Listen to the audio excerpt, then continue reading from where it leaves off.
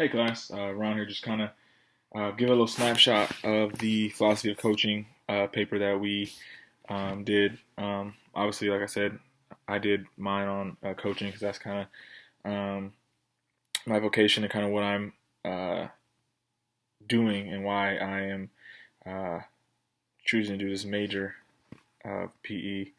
Um, yeah, so basically, I went through kind of coaching, kind of like why I do it, and I think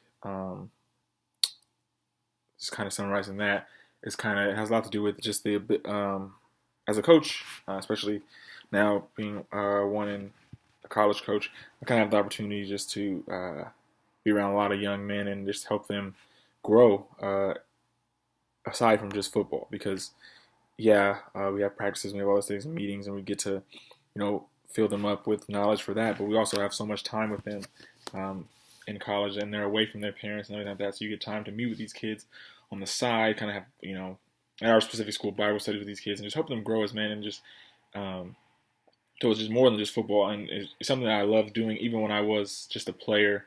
Just getting to hang out with the guys and just kind of talk to them, and just kind of we're all going through the same things in life right now. For these kids, they all are, and then things that I've already went through, and you should then park that on the side. It's just it's a great experience. So and basically talk about the importance of sport was another excerpt of the paper, and that's kind of like talking about the importance of college football and kind of what I have to bring to that table of that, and kind of as as a defensive assistant and a defensive backs coach, kind of the focus I have every day is getting these corners, safeties, getting them ready for the game and for our opponent. That includes film study, meeting rooms, outside on the field, doing individual drills, putting them through all their things, and just making sure that they're properly ready to go for the game. Um, and I think that it's in college, it is a huge task. There's so much to learn. There's so many different offenses, so many different things you're going against. You just got to be ready for it. And there's so much. And then you kind of went through the process of learning and kind of how you teach the guys everything. And I think with that, it's just different for each kid. Some kids learn better by doing. Some kids learn better by me taking them aside and teaching them and then showing them on the board.